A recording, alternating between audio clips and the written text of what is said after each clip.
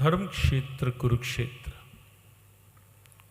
निश्चित जो गीता जी का प्रथम शब्द है, भले ही एक ऐसे पात्र के द्वारा कहा गया है जो पात्र बाहर की दृष्टि से भी वंचित है, लेकिन विडंबना यह है कि बाहर की दृष्टि से वंचित होने के साथ साथ वो भीतर की दृष्टि जो ज्ञान चक्षुषा जिसे गीता ने कहा उस दृष्टि से भी वंचित है, विचार की दृष्टि भी बंद है, विवेक दृष्टि पूरी तरह बंद है, मोह और अज्ञान के आवरणों से आच्छादित है।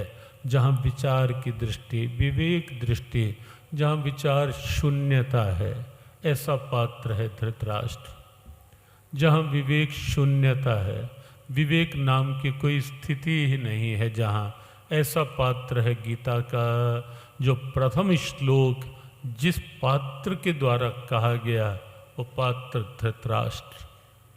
बिल्कुल विचार की शून्यता है, वहाँ किसी बात के लिए कोई विवेक नहीं, कोई विचार नहीं, विवेक की दृष्टि बंद। बाहर की दृष्टि का अपना महत्व है, निश्चित है, निसंदेह है, भगवान की कृपा का उपहार है यह भी कि आँख, ये दृष्टि, इसके द्वारा हम देख पा रहे हैं विश्व क्या है, विश्व का रंग रूप क्या है।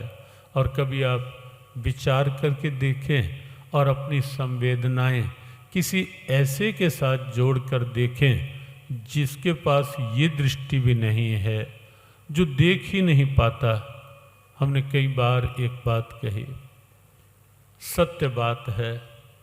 एक बार किसी अंध विद्यालय में जाना हुआ जब, तो वहाँ के बच्चे मंदिर से निकले उसी विद्यालय में, और जब मंदिर से निकले उनके नेत्र भीगे हुए थे। एक साथ गए, एक साथ निकले, नेत्र भीगे हुए थे, कोई अश्रु बिंदु टपक रहे थे नेत्रों से। पूछा गया, बच्चों क्या असुविधा है? कहा कोई नहीं। सब भोजन, आवास, वस्त्र इत्यादि या आगे बढ़ने के कोई साधन, कहा सब अच्छे से प्राप्त है, यहाँ कोई कमी नहीं, कोई कठिनाई नहीं। तब नेत्रों से टपके इन अश्रु बिंदुओं का कारण, ये आंखें भीगी क्यों? तब उन बच्चों ने जब कहा, वो वस्तुतः उनके शब्द और शब्दों के पीछे उनका भाव हृदय स्पर्शी था। उन्होंने कहा, आज हम मंदिर में भगवान के पास बैठे थे और सब ने मिलकर भगवान से एक प्रार्थना की थी, क्या दुनिया बनाने वाले अधिक नहीं, एक बार तो हमें भी आंख दे दे, हम एक बार देख तो पाएं कि तेरी बनाई इस दुनिया का रंग क्या है, तेरी इस बनाई दुनिया का रूप क्या है। हम देख ही नहीं पा रहे।